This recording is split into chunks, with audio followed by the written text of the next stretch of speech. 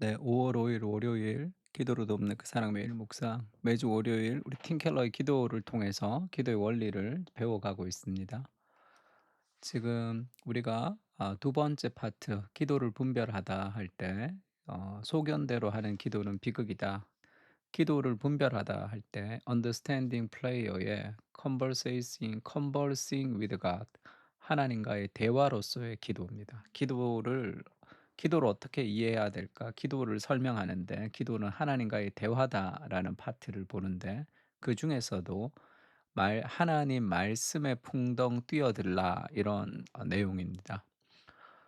Prayer to immersion in God's word니까 하나님의 말씀에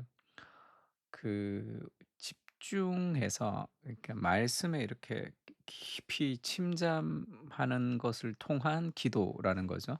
그러니까 하나님의 말씀을 깊이 묵상하는 것을 통한 기도, 지금 그 얘기입니다. 그러니까 말씀에 풍덩 뛰어들라, 뭐 이 표현이죠.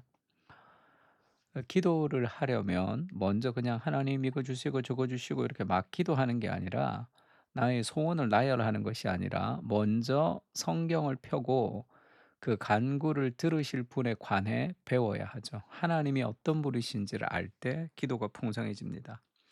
그래서 오늘 말씀 전할 때도 기도의 세 가지 단계가 있는데, 하나가 비즈니스 파트너로서 정보를 주고받는, 내가 이익을 얻으려고 하는 그런 대화가 있고, 두 번째 친구로서 마음을 털어놓는, 그다음에 연인으로서 그 사람을 기뻐하고 그 사람을 즐거워하는 그런 기도의 단계가 있다 얘기했습니다.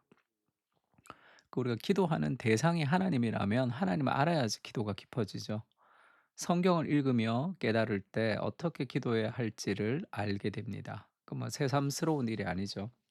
그 유진 피터슨 목사님이 쓴 책 중에 응답하는 기도라는 책이 있습니다.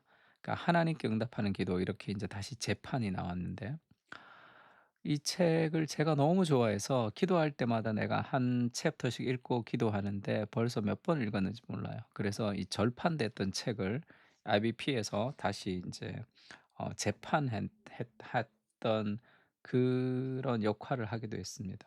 정말 좋아해서 많이 소개했는데, 지금 그 유진 피터슨의 응답하는 기도를 지금 팀 켈러가 인용을 한 겁니다. 갓난아이들도 이제 말을 배울 때 어떻게 배우냐는 거죠. 엄마, 아빠, 이불, 뭐 싫어, 이 모든 말은 그 아이가 한 첫 번째 단어가 아니죠. 엄마로부터 계속 듣습니다. 그러니까 외국어를 할 때도 마찬가지죠. 많이 들어야지 말할 수 있는 거죠.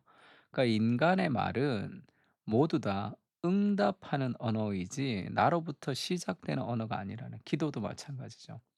남이 하는 말을 많이 들어야 스스로 말하는 법이니까, 정말 기도가 깊어지려면 하나님에 대한 이해가 깊어져야 됩니다.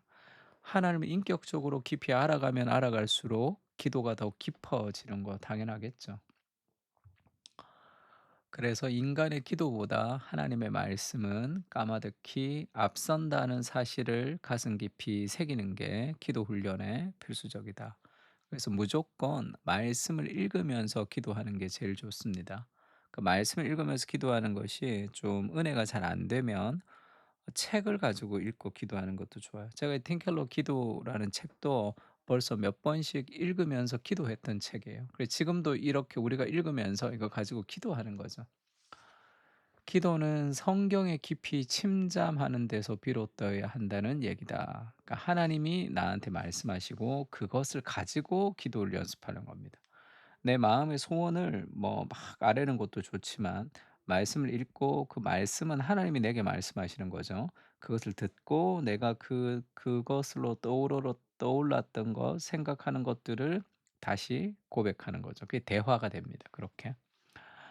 크리스천은 하나님이 들려주시는 말씀의 바다, 즉 성경에 풍덩 뛰어들어야 한다.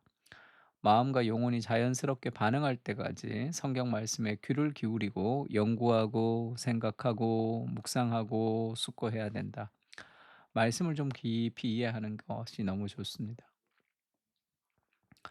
기도의 목표가 나의 변화 그리고 응답을 얻어내는 게 아니라 인격적인 교제라면, 우리 기도가 응답을 받기 위해서 기도한다고 생각하지만 기도가 응답받기 위해서 기도하는 건 아니죠. 그것은 뭐라고 해야 될까요? 이 부차적인 것에 불과합니다. 우리가 누군가를 사랑해서 그 사람을 만날 때 내가 원하는 무엇을 얻기 위해서 만나는 게 아니잖아요. 그 사람이 보고 싶고 그 사람과 함께 있는 시간이 즐겁고 그 사람을 사랑해서 만나는 거지 내가 받을 응답 때문에 그를 만나는 게 아니잖아요. 그 인격적인 교제는 그 만남 그 자체가 의미가 있습니다.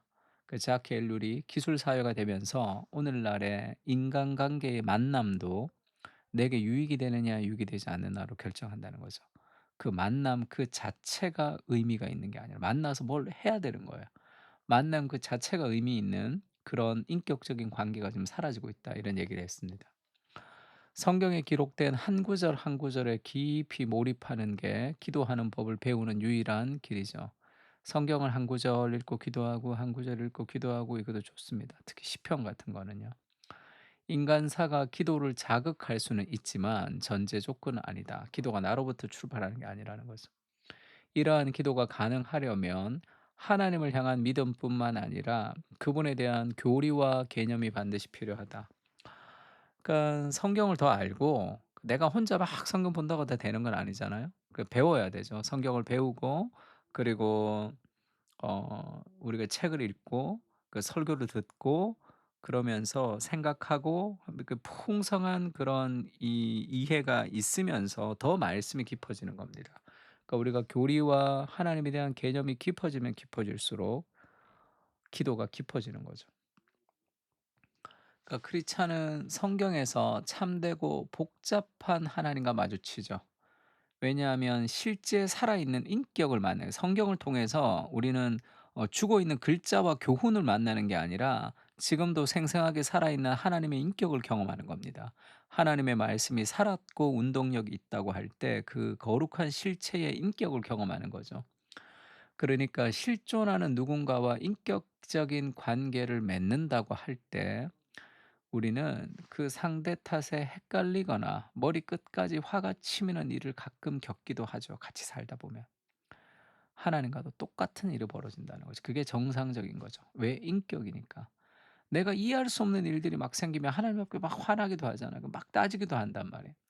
그러면서 또 그 하나님의 마음과 하나님의 말씀을 읽으면서 우리가 더 확장되고 깊어지는 거죠.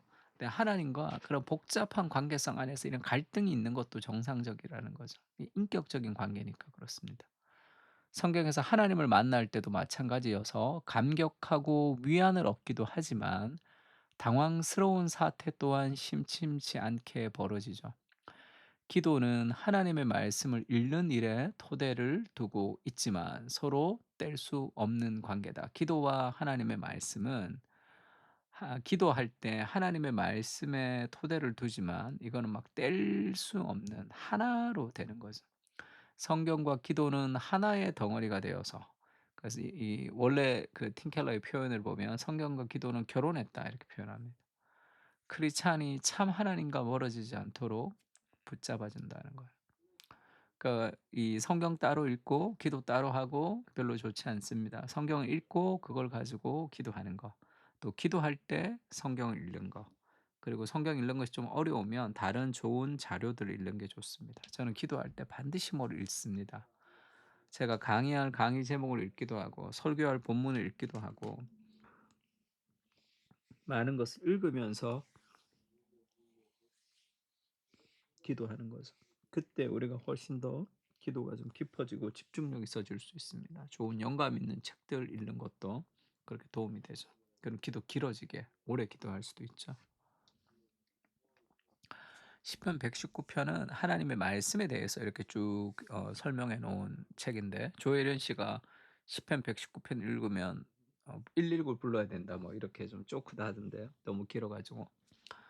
그 마음에 불난다는 거죠. 주께서 내 마음을 넓히시며 내가 주의 계명들로 달려가리이다. 지금 이 그 율례의 도를 가르쳐 주십시오. 그렇게 이제 기도하는 시편입니다. 그 시편 119편 좀 묵상하면서 같이 한번 기도했으면 좋겠어요. 오늘 설교하고 수련회 갔다 왔더니 지금 목이 이렇게 좋지 않아서 좀 목소리가 좀 이래서 죄송합니다. 말씀 가지고 하나님의 말씀을 묵상하면서 기도하는 그런 패턴이 우리 삶에 좀 정착이 되어서 기도의 즐거움을 느낄 수 있으면 좋을 것 같습니다. 기도를 인조이하는 그 기쁨을 누리지 못하면 삶에서 깊은 신앙생활이라는 것은 사실 있을 수 없는 거죠. 그것을 배우고 연습할 필요가 있습니다. 시편 119편 가지고 함께 기도하겠습니다.